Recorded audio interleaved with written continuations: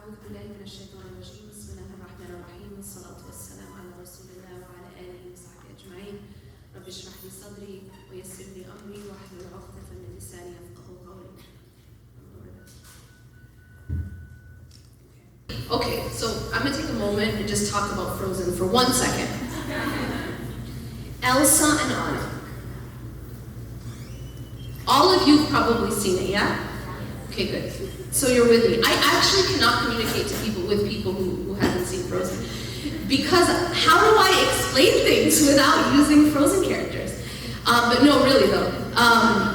They represent, basically, okay, let me just say this. Every character in Frozen represents like a person you know in life, okay? You don't believe me? I'll prove it to you. But for a moment, I'm just gonna look at Elsa and Anna for a second, okay? So, Anna is basically Egyptian.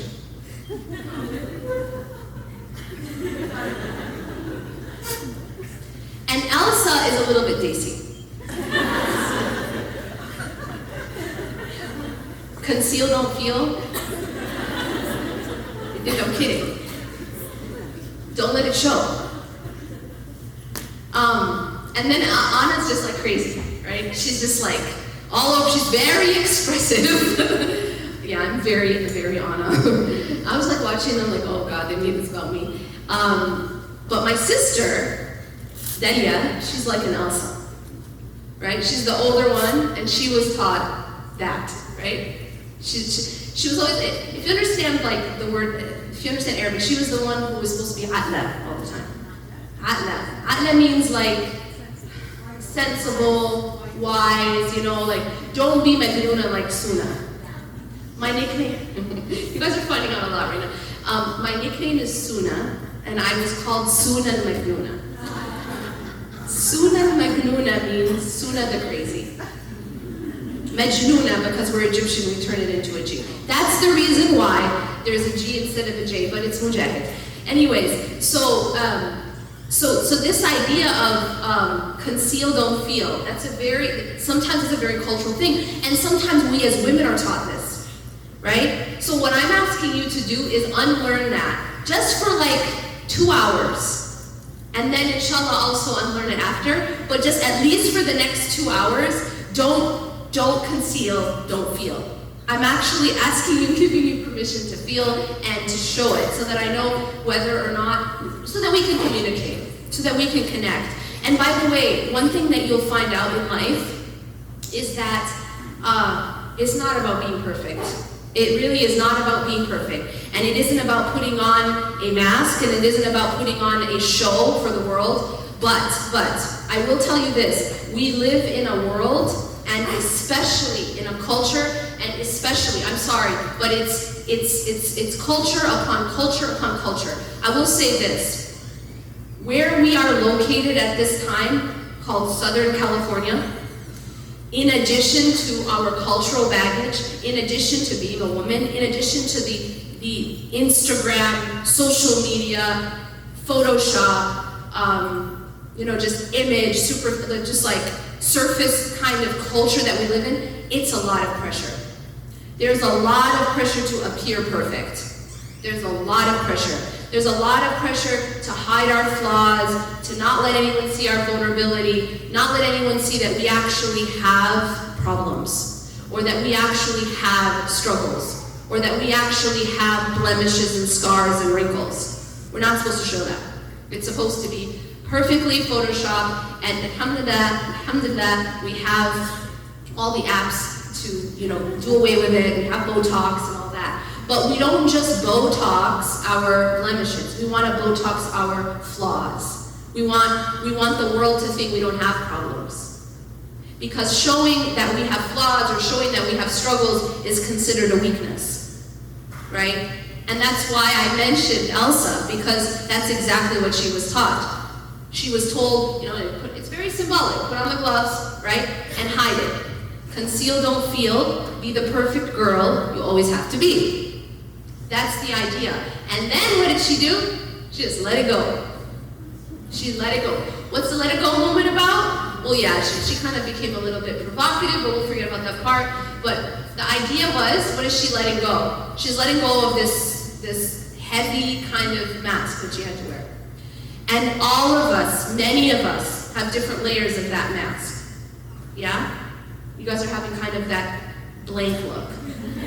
That like, I don't really want to admit it. Yeah. And you know, I'm not from Southern California, and so I can tell you that there is a culture in this area. There is a culture in California, and especially in Southern California, and I think maybe it has to do with being so close to Hollywood, who knows? But there is a culture on top of the other cultures that we have that say you need to be perfect. And if you're not perfect, you better show the world that you are. You better not show anyone that you're not perfect. This is, by the way, so harmful. And I'm going to tell you all the reasons why, or many of the reasons why this is harmful. One of the reasons why this is harmful, and I'm going to actually mention this as the most important reason why this is harmful, and that is, it actually becomes a tool of shaitan, which seems weird, right? But wait, isn't that part of like religion? Doesn't religion tell us to be perfect? Isn't it more holy to be perfect? Isn't it more righteous to be perfect? And the answer is absolutely not. In fact, it becomes a tool that shaitan uses against us by telling us that we're supposed to be perfect. Guess what? First of all, it's a lie. It's a lie. We aren't perfect, but moreover, we actually weren't designed to be perfect. But that sounds really weird though. Because every lecture and every book and every Sunday school class taught us that we are supposed to be perfect and we aren't supposed to make mistakes, because if we do, we'll go to hell, right? If you mess up, you're going to go to hell, so you better not mess up. But that's actually wrong. That's actually wrong. And I will go as far as to say not only is it wrong, but it actually aids shaitan against us. How though? I'll explain how. Because Allah subhanahu wa ta'ala created us as human beings, not as angels. We are different than angels. Do you think Allah made a mistake? Do you think that Allah actually meant to make us angels, but didn't? No. We know this. Allah subhanahu wa ta'ala, He doesn't make mistakes. And so there is a wisdom to the fact that Allah made us imperfect. You know that? So that's the first thing we have to understand. Is number one, we're imperfect by design. And number two, there's a wisdom and a beauty to that imperfection. But Yasmin, what possible beauty could there be in being imperfect? What possible wisdom could there be in being imperfect? I'll tell you what. Allah subhanahu wa ta'ala also emphasizes something about Himself, and that is His mercy and His forgiveness and His tolerance. Now, if we were perfect, if we never made mistakes, if we didn't have any flaws, if we never messed up, if we never fell, if we never slipped, why would we seek those attributes of Allah? Why would we need those attributes of Allah? You get what I'm saying? Why would we seek and need and ask for and turn to the mercy and forgiveness and tolerance for so many attributes? Rahman, Rahim, Latif, Halim, Afu, so many attributes, and it is the most emphasized qualities of Allah subhanahu wa ta'ala is that of forgiveness and overlooking and erasing. Now, if we were supposed to be perfect, where is the relevance? So what we have to realize is this: there is a wisdom and a beauty to our imperfection. But then you're going to say, well, wait, what about striving? What about ihsan? What is ihsan then? What is ihsan then? And I will say ihsan is excellence. It is striving to be excellent, but it is not striving to be perfect. Because striving to be perfect is an illusion, and a dangerous illusion. And now I'll tell you why it's dangerous. Because the moment that we, in our human nature, slip, and we thought that we were supposed to be perfect, now something happens within the human being. Now there's a very deep conflict. Here's the conflict. Hey, I was supposed to be one thing, and I'm not. You get it? I was supposed to be perfect. I was supposed to be this certain way, and I am not. So now what happens? Now what happens is what shaitan wants to happen. Despair. Despair and hopelessness. What happens when you despair? What happens when you become hopeless? You stop trying. Simple as that. There's something called learned helplessness in psychology. And what happens with learned helplessness is that you just stop trying because you feel like, what's the point? You become so down and so hopeless that you don't want to strive anymore. This is the reason why people decide, what's the point of wearing hijab anymore? What's the point of praying anymore? What's the point of going to the masjid anymore? It's actually despair. It's actually because I feel, and we have this unfortunate rhetoric, and we have this narrative that we actually repeat a lot. And it's one of the most annoying things to me is to hear people say things like, she might as well take off her hijab. What does that even mean? She might as well take off her hijab. What it basically means is she wasn't perfect, she wasn't flawless, she wasn't good enough, she wasn't an angel, so she should just stop trying. Who do you think that's coming from? Whose narrative is that? Who do you think is winning with that? Shaitan. Anytime you have that type of attitude against yourself or against others, you are aiding shaitan. Because you're saying, you might as well stop trying. You weren't perfect, so just stop trying. Well, that's great. That's exactly what he wants. That's exactly that's a shaitani script. You're so bad, so you might as well stop trying. You're not sincere, so you might as well stop trying. He'll do this with everything. Even when you're trying to do a good deed. He'll use even the concept of sincerity against you. What do I mean? Well, when you're doing something and then you have this whisper, this thought, oh, you're only doing this so people will look at you. You're only doing it to show off. For example, you get up and pray. Oh, you're only praying so people will think you're religious. Or you're wearing a hijab. You're only wearing the hijab so people will look at her and say, oh, look how religious she is. Okay? So questioning your sincerity, right? Well, then what's the result? So just don't do it. So just stop doing it, right? Because you're not sincere. So take off your hijab because you're not sincere. So don't pray because you're not sincere. You haven't reached that perfection of sincerity yet, so just don't do it. You understand this is a fundamental and timeless trick of shaitan. That if you can't be perfect, just don't do it at all. Because he knows you can't be perfect. He knows that you can't be perfect. And so what he says is all or none. You know what? I'm here to tell you, this is news flash of the day. Islam never, ever, ever taught all or none. But somehow we have it still in our mind. Yes or no?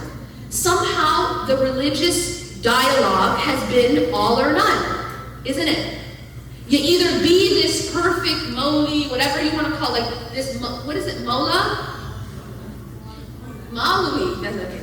You either be this perfect thing, this perfect, see what is a religious person? What does a good religious person look like to you in your mind? Well, you have an image in your head. Everybody does. Everyone, if I tell you right now, what does a religious person look like to you? Think of their qualities. Think of what they're going to look like. Think of what they're going to walk like and talk like. Everyone has something that comes to mind, yes? Now examine it for a moment. It is, in your mind, flawless. Yes? When you think of a good, godly person, you think of a perfect person, don't you? Yes or no? Admit it. Yes? No?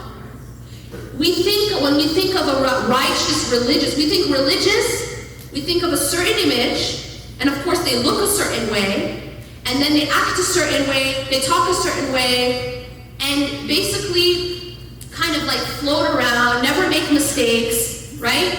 Almost like you just expect them to just cover. This is also the reason why we are so hard on our leaders, on our scholars, even on our hijabis, for God's sake, when they make a mistake. Because we thought they were supposed to be superhuman. Guess what? Putting on hijab doesn't transform you into an angel. And that's not the intent. And, by the way, this is the other trick. Shaitan will tell you, don't do this thing until you first become perfect.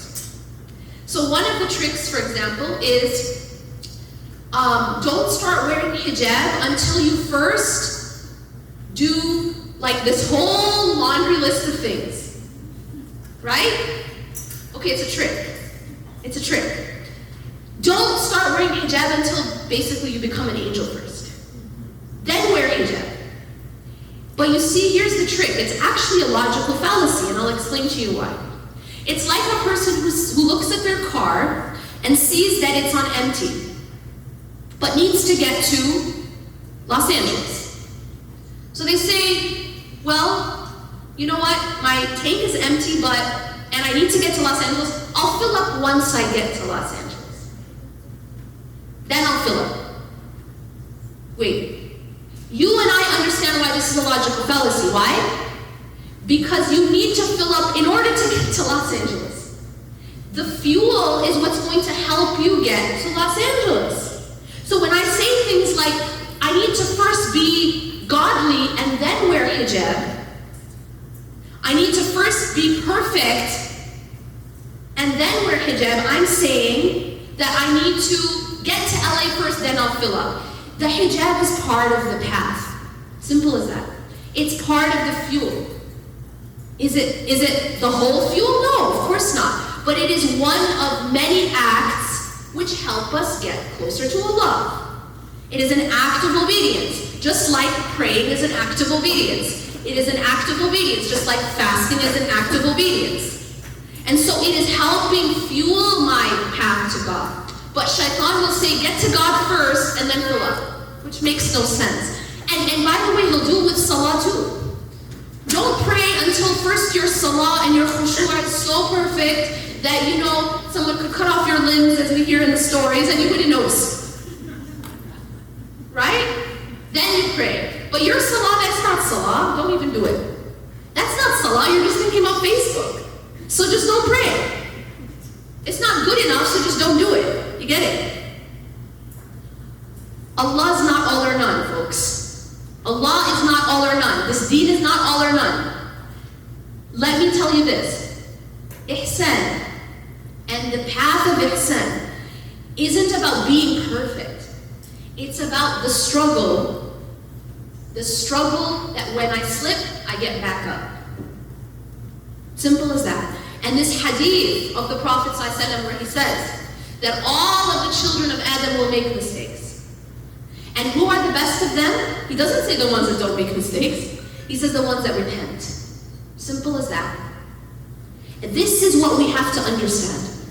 And in another hadith he says that Allah created human beings that will sin and repent. And if we did not sin and repent, He would remove us from the earth and bring a people that would sin and repent. This is part of the design. Now, it's like saying, okay, Yasmin, so are you saying that I should just I should just go and sin then? No, what I'm saying is there's something called gravity. No one says go and fall. But are you gonna fall ever in your life? Of course. And for me to deny that is to deny reality. You get it? Simple as that. You don't tell your kid, you don't tell your kid, hey, go and fall. Right? But do you tell your kid, you better not fall? Right? Your kid is learning to walk. When your child is learning to walk, you don't want them to fall. You don't tell them to fall. But you also don't tell them that they will never fall. You also don't tell them that if they fall, then they're going to go to hell. Right? You know, if you look at If you look at a very good coach or trainer, someone who trains an Olympic, figure skater or gymnast, now that trainer could be like, just never fall. That's my advice to you. Here's how to do a perfect, absolute perfect sequence, and just don't ever fall. Is that a very good trainer? No trainer in the world ever tells their, trainee never to fall. Yes, they want them not to fall. They try to help them to not fall, but a good trainer will teach that person how to fall and get back up. One of the parts of training a good athlete is what to do when they do fall. It's not about wanting to fall. It's not about telling someone to fall. It's about knowing the reality of the world and of gravity and of the sport, and then teaching them how to fall and get back up gracefully. That's what a good trainer does. And that's what we have to take back in terms of our own tarbiyah and our own teaching and our own training when we're teaching about deen and when we're teaching about religion, when we're raising our children. We have to go away from this very, very, very harmful rhetoric of perfection. That to be a good Muslim, you need to be a perfect Muslim. There's no such thing. There's no such thing as a perfect Muslim. But there is such thing as striving Muslims. And the ones that don't lose hope.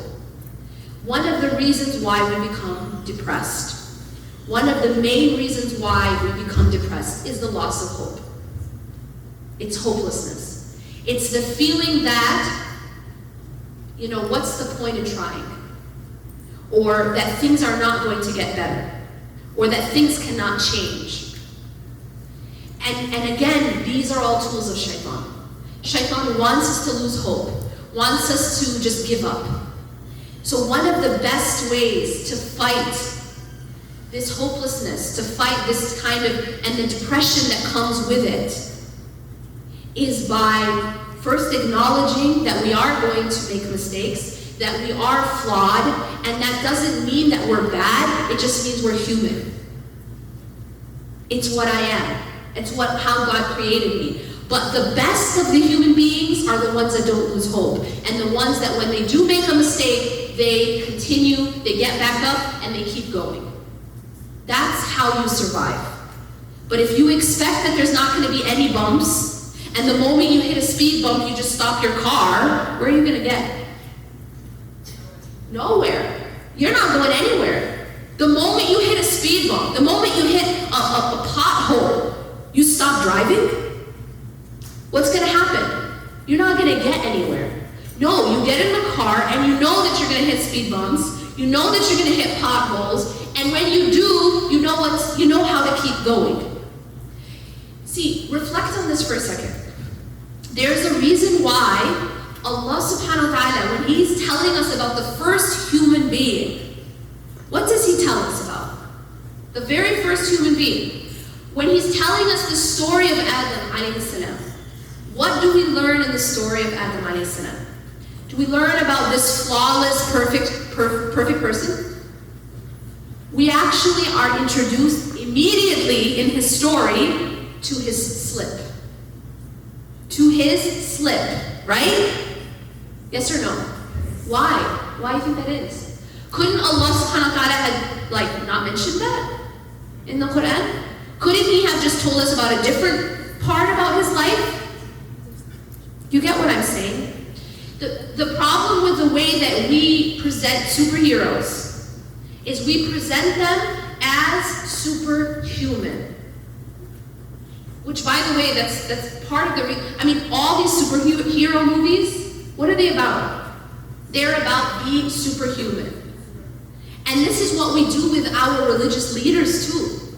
I'm sorry, but it's the truth. This is what we do. We put them at a superhuman level. They're not supposed to be like the rest of us. They're at a different level.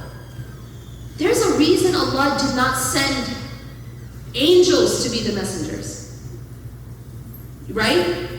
He sent human beings for a reason. And you know, the argument that a lot of people had is very similar to our own argument. Human nature just doesn't seem to change, right? Their argument of why they didn't want to believe is because you're human like us. You're human like us. Why should I listen to you? Why should I listen to a messenger who eats and sleeps and walks in the street just like us? You're human just like us. They didn't want, they're thinking that for you to be a teacher, for you to be a messenger, you should be superhuman. But Allah sent messengers to be human for a reason. So that we understand how it looks like to still be human and to be excellent at the same time. Not perfect, but excellent. Ihsan is not about perfection, right? And so Allah shows us the example of Adam alayhi salam. From the beginning, he slips. It's a slip. This is the story of a righteous human being, not only a righteous human being, but a prophet and a messenger. And he slipped. Allah presents this story to us for a reason. What is that reason? To teach us what to do when we slip. That's the reason. And to show us that you can slip and get back up and then be very, very righteous to the extent that he actually became a prophet. You guys see what happened? So it shows you that, number one, it shows you that you don't have to be perfect to be righteous. And number two, it shows that that you can have something in your past, you can repent, and then you can become, you can get back up and you can improve. Now, Adam alayhi salam, he's told not to eat from the tree, right? And then he does, and Allah tells us this. Then what does he do? This is where we have to focus. His response. رَبَّنَا ظَلَمْنَا أَنفُسَنَا وَإِن لَمْ تَغْفِرْ لَنَا وَتَرْحَمْنَا لَنَكُونَنَّ مِنَ الْخَاسِرِينَ. Our Lord, we've wronged our own selves, and if you do not have mercy on us, forgive us. If you do not forgive us and have mercy on us, we will indeed be among the losers. So what does this teach us about making a mistake? Number one is taking responsibility. رَبَّنَا ظَلَمْنَا أَنفُسَنَا. One thing that's very fascinating about this story is the fact that you and I both know who deceived him. Shaitan, Iblis, right? But does he even mention or blame him? You know, this would be a really good time to be, he made me do it. Right? This would be a really great opportunity to say it was his fault. You know when we're fighting with our siblings? Right? What do? Do we ever say it was my fault? I take full responsibility. I was wrong. No, we say it was his fault. It was her fault. She made me do it. She started it, etc. Well, we don't grow out of this attitude. We don't grow out of this attitude. It's always someone else's fault. That I am XYZ. We are meant to be on this earth not as a punishment, but as representatives of God. Representatives of Allah on this earth. You're not being punished. You're not being punished. You are representing God. In fact, you're being honored. It's an honor that Allah created you, and Allah, even more of an honor, Allah made you Muslim, Allah put you on this earth. You are representing God. So you're not being punished. And so Adam alayhi salam, after being forgiven, came to represent God on earth for his time. And that's what we're doing, and all the children of Adam. Now, when you look at Iblis, if I ask you this question, what did Iblis do wrong? What's your answer? He did not bow. That's usually the answer. And that's a great answer. But let me ask you another question in response to that answer. Y'all have been on this earth for a few years, yeah? In all of the years that you've been on this earth, have you ever in your life missed one Fajr prayer? Probably. How many sajdas are in one Fajr prayer? 4, folks. 4. 2 in each rakah, right? So, you just admit to me that you've at least missed 4 sajdas in your life. Iblis just missed 1. Uh-oh. Anyone else like terror? Iblis just missed 1. And you and I, at the very least, have missed 4. At the very least. So what does that mean? Is every single one of us going to hell? Is every single one of us, cursed and kicked out of it? I mean, are we all in pieces, just walking around? What's the difference? Anyone? Repentance. Repentance. So when I ask you, what did Iblis do wrong? He didn't repent.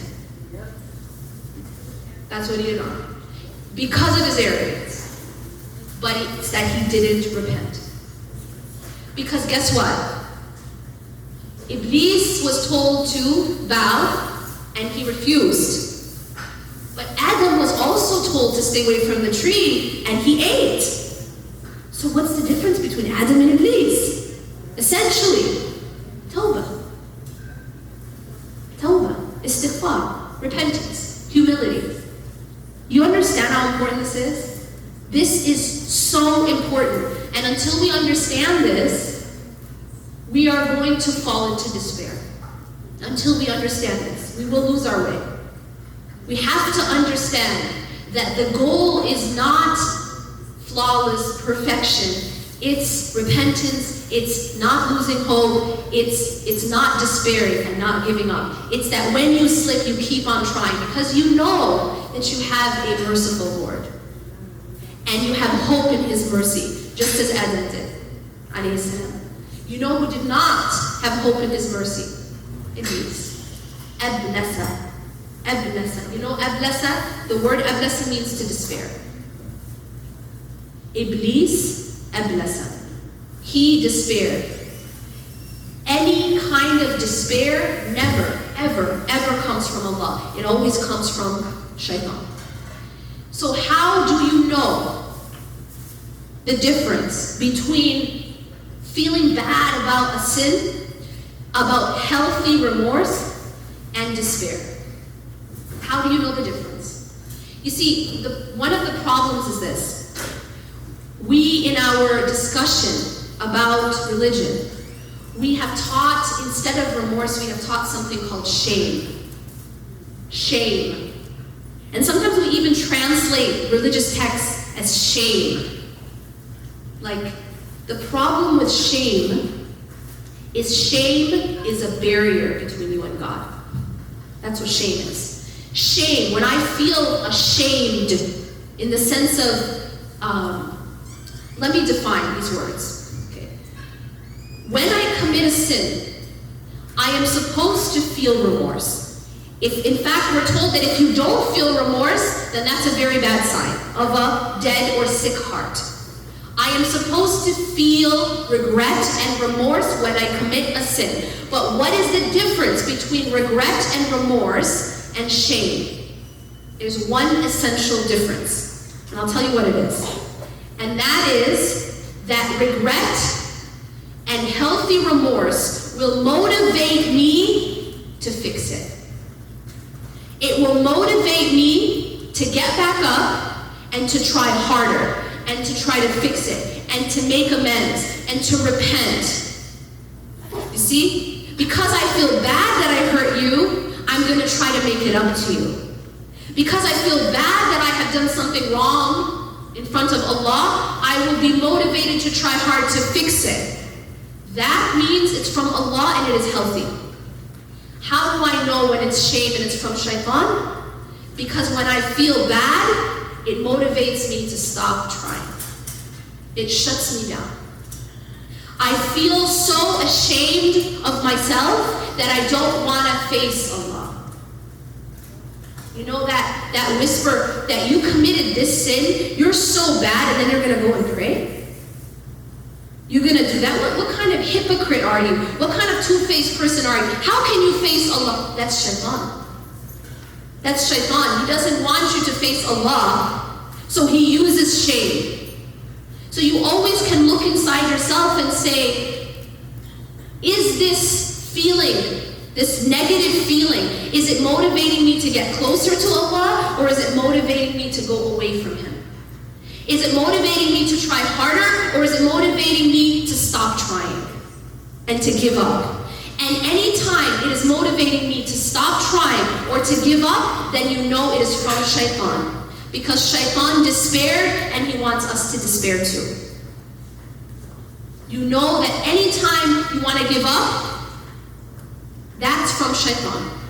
Allah subhanahu wa ta'ala has told us and has promised us that He forgives all sins.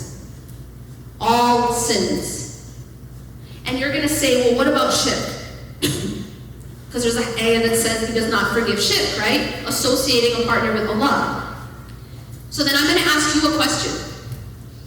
The ones who say that Allah is three, and that Allah has a son, what is that called? Shirk. But wait a minute. When a Christian becomes Muslim, are they not forgiven? So does that seem like a contradiction? I'll tell you why. Allah subhanahu wa ta'ala forgives all sins, including shirk, as long as we do not die on shirk. So a person who said Allah is three, or Allah has a son, a'udhu billah, and then repents and becomes Muslim, is forgiven. Even shirk is forgiven if you repent in this life. Even shirk, which is the worst sin. Even shirk is forgiven if you repent in this life. The problem is if you die on kufr, if you die on shirk. And may Allah protect us. You know the story of the man who killed 99 people. But I'm going to remind you of this story because sometimes we think of ourselves, oh, but you know what, I've done too much. I can't go back to Allah. I'm too bad. Nobody in this room has killed 99 people. Thank God.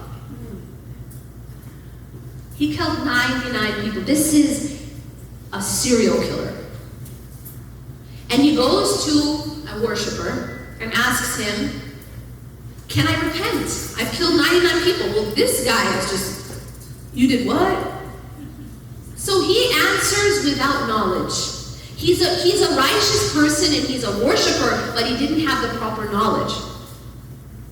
And so he says to him, no, like, it's over for you, like, you know, in so many words. He tells him no. I mean, he's just told him he killed 99 people. This is that attitude of there's no redemption for you, you know? And we have a lot of people with that attitude, by the way. A lot of righteous, religious figures with that attitude. And he had that attitude. He said, no, you can't be forgiven. You killed 99 people. So, I'm sorry, this part, it's kind of like public service announcement, right? If a dude just told you that he's a serial killer, don't make him mad. Yeah, so he kills him too.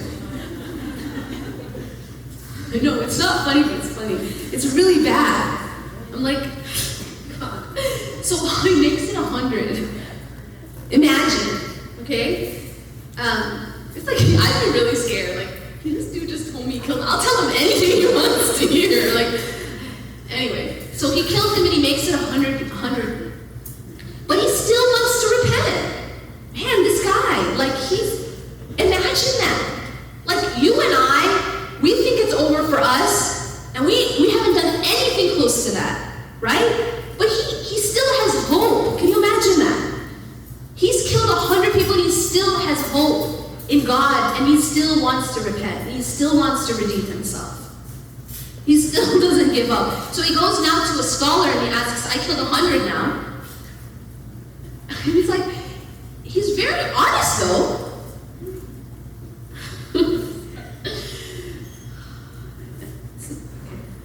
And the scholar says, yes, you can repent.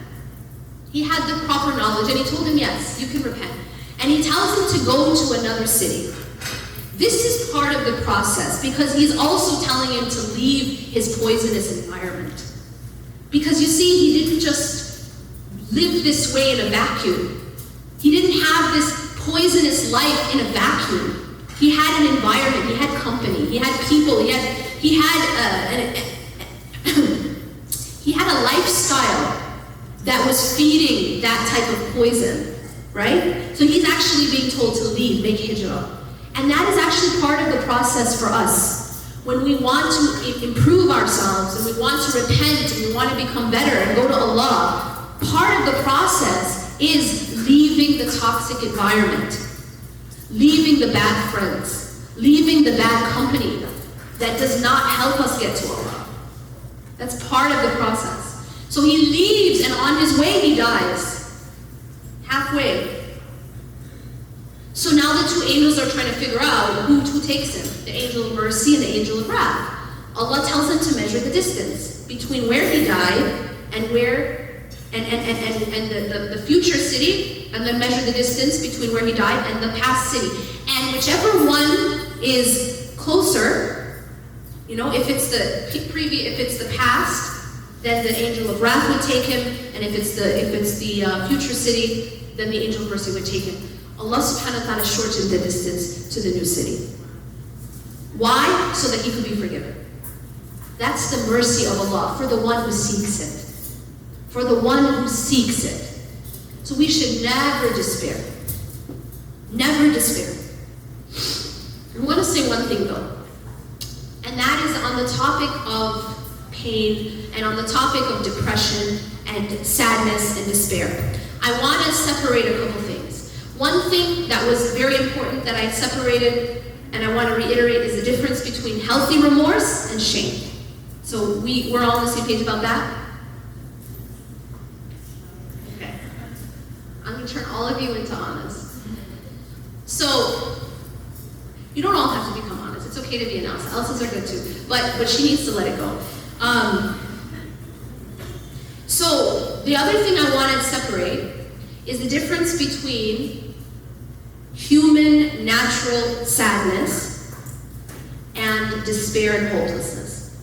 Now the reason I want to talk about this is sometimes in our discussions, especially in religious circles, our discussions about depression, a lot of times we have this narrative of if you have Iman, you would never be sad. If you have Iman, you will never be sad. Whoa, what about the year of sadness, dude? What about the prophets? Prophet Muhammad ﷺ had the year of sadness when he lost his wife and his uncle. What about Yaqub ﷺ, who cried so much he went blind? What about when he says, I only complain of my sadness? Yes, sadness to Allah.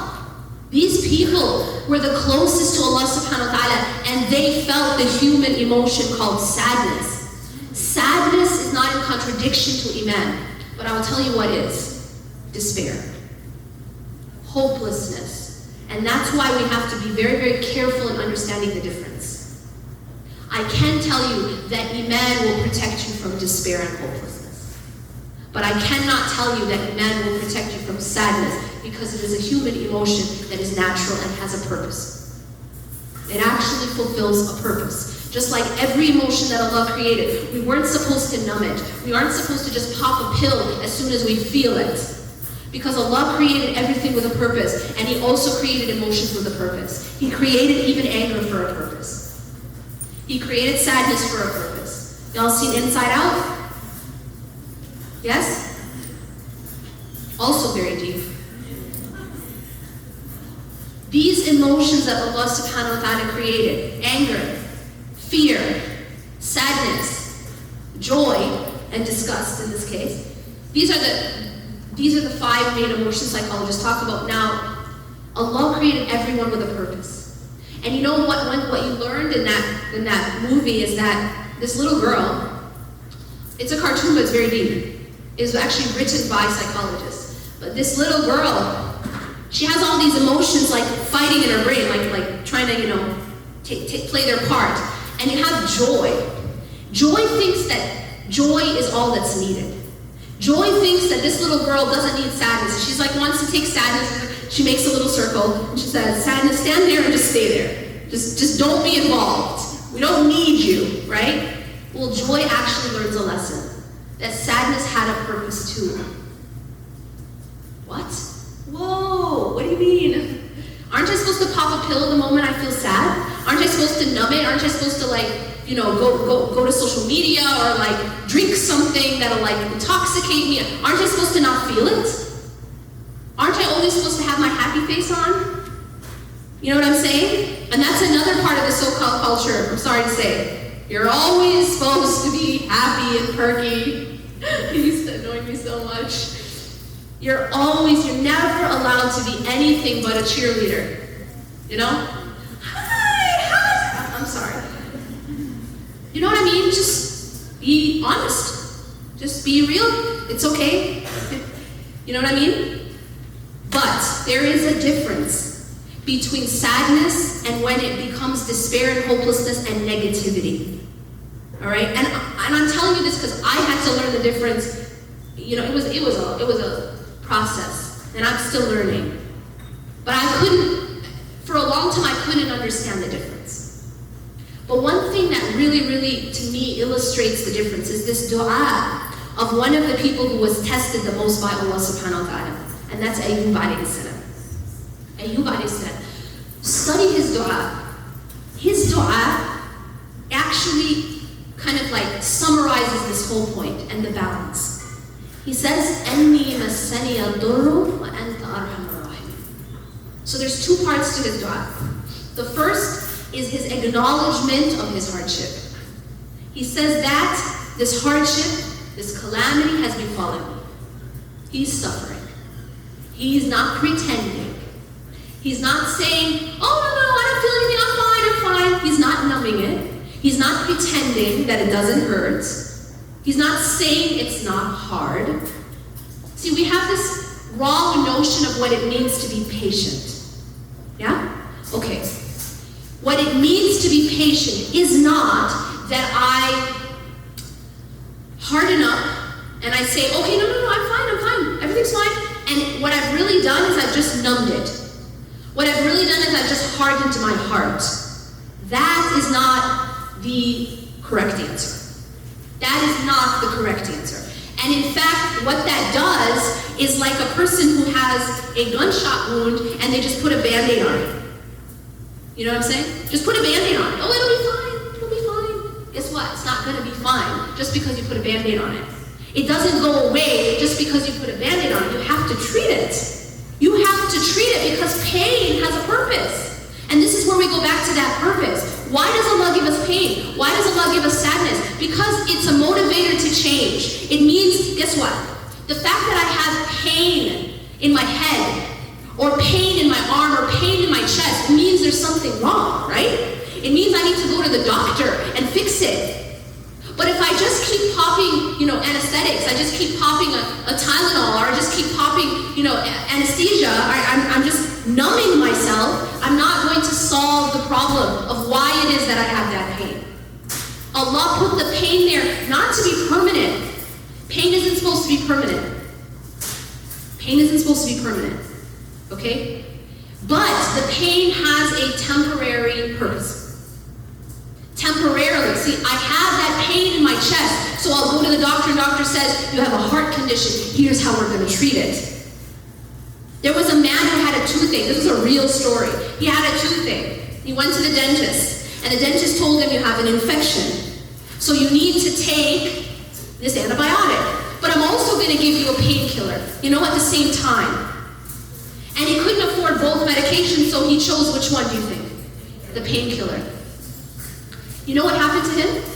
The infection spread to his brain, he actually died. This is a real story, I read in the news. And it is so symbolic, it's very, very meaningful. Because he just wanted the pain to go away, but he wasn't solving the problem. He wasn't solving the source of the pain. He wasn't addressing the source of the pain, and so he actually died of it. The pain was just intended to show him there's something you need to change. There's something you need to fix. You have a gunshot wound. Yes, it hurts. Yes, it may be infected, but you need to clean it out. And when you clean it out, then it will heal. But putting a Band-Aid on it isn't going to solve your problem. Just numbing it isn't going to solve your problem. And this is where we have to look at that balance. He says, 𝐁𝐻𝐒𝐒 𝐈𝐍𝐐𝐒. 𝐁𝐻𝐻𝐒. He's saying, he's acknowledging, I am in pain. This is hard. Yeah? But what's the second half? The hope.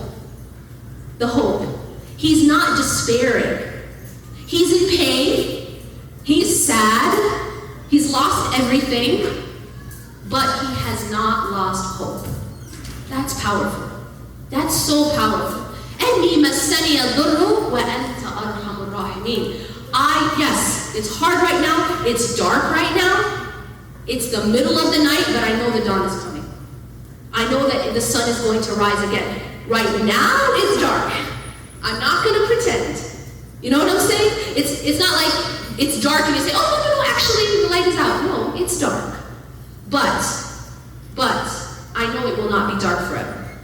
I know that there is sun. I know there is another day. I'm in pain now, but there will be an end to my pain. وَأَنْتَ أَرْحَمُ الرَّاحِمِينَ. And you are the most merciful of the merciful. That's his dua. And we are told to repeat these du'as. These are the du'as that will save us and teach us how to respond when we face our own pain and when we face our own sadness. So this is where I want us to come back to the balance. Don't let anyone tell you. Don't let anyone tell you that if you have Iman, you just stop being human. Iman doesn't, this is the problem, oh my gosh. Iman, deen, religion, did not come to turn us into robots. And it did not come to turn us into angels. It can't do either of those things. What it did come to do is it came to beautify our humanness. It came to beautify our humanity. And that's why we have examples of human beings that became very beautiful, right? We have Prophet Muhammad ﷺ. He was the example of human perfection, human excellence. Not that he transformed into an angel. He still slept and ate and had a family and cried and felt pain and went through loss, yes? His life was about loss from the time he was a child. He went through these things. He felt scared. When he first received the revelation, he was very scared. He wasn't just like, I got this. You know? I'm cool like that. Like, I got this. I'm so whatever. He was scared.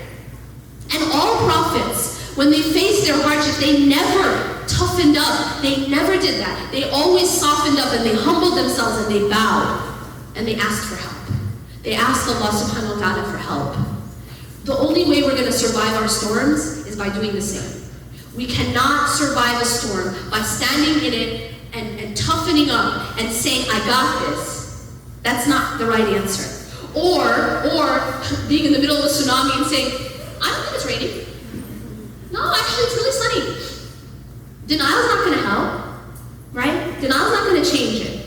So we have to, but, there's another side.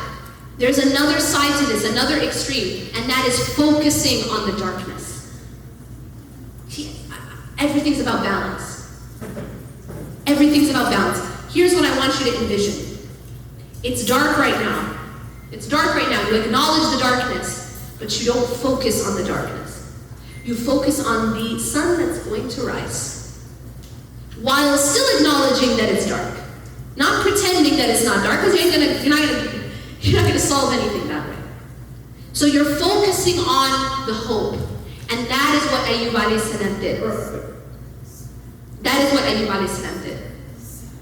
Is that he is saying it's hard right now, but my eyes are on your mercy. وَأَنْتَ أَرْحَمُ الرَّاحِمِينَ. You are the most merciful of the merciful. His focus was on the light that is coming.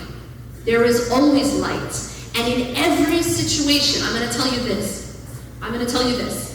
You know when Allah says, إِنَّ مَعَ الْعُسْرِ يُسْرًا? Many people mistranslate this verse, and they say after hardship is ease. This verse doesn't say after hardship is ease. This verse says with ma'a. With the hardship is eases, literally. Like if you really look at what it's saying, grammatically, it's saying with the one hardship, with, and I want to emphasize with for a moment. With the one hardship, many eases come. They come together. So even when it is dark, there is some light at the same time. It is never in this life only dark. There is always ease within the hardship. You don't have to wait. You don't have to say, okay, you know what? I'm basically in hell on earth right now, and I'm just going to wait to be saved. Because hell doesn't exist on earth. Hell exists in hell. And so in this life, there's no such thing as hardship without ease. There's no such thing as all bad. There's no such thing as all bad. And there's also no such thing as all good either. Everything is a mix, it's a salad, you know? There's some things you like and some things you don't, but they're all together. How can you become more hopeful and more positive? It all depends on what you focus on. It all depends on what you focus on. I'm not telling you to be fake. I'm not telling you to pretend. I'm not telling you to numb it, but I am asking you to focus on the light. To focus on what's good. To focus on what you have. Focus on the ease, and guess what happens to it? It grows. If there's a principle I want you to take with you, it's this. What you focus on grows. What you focus on grows. If you are a person, I just sent this meme to my family today. It's a picture, two pictures. The top picture is a picture of a guy holding a slice of cake. And he's like exhilarated. And then the bottom picture is a picture of a guy who has the entire cake except one piece is taken out. And he's sad. You know why? It just has to do with what they're focused on. The dude with the whole cake except one piece is focused on the piece that's missing. That's why he's sad. And the one who has the slice is focused on the slice, so that's why he's happy. Very simple. What you focus on grows. So if you're focused on the problems, they will look bigger and bigger in your eyes. This is also one of the reasons, in a public service announcement, stop talking about Trump all the time. Or politics. Yes. I mean, here's the thing. Yeah, we have hardships. Collectively, we have hardships. As a community, we have hardships. Islamophobia is real. But folks, if all we're talking about is that hate crime, that Islamophobia, that, that person who they did this to, that person who they're hating on, what Trump said about this, guess what we're doing? We're focusing on the negative. We're focusing on the darkness, and it just consumes us. And in fact, it's a fallacy. It's also an illusion, because when you focus on the darkness, it's all you see. You're actually not seeing the light. Please keep me and my family in your dua. Assalamu alaikum wa rahmatullahi wa barakatuh.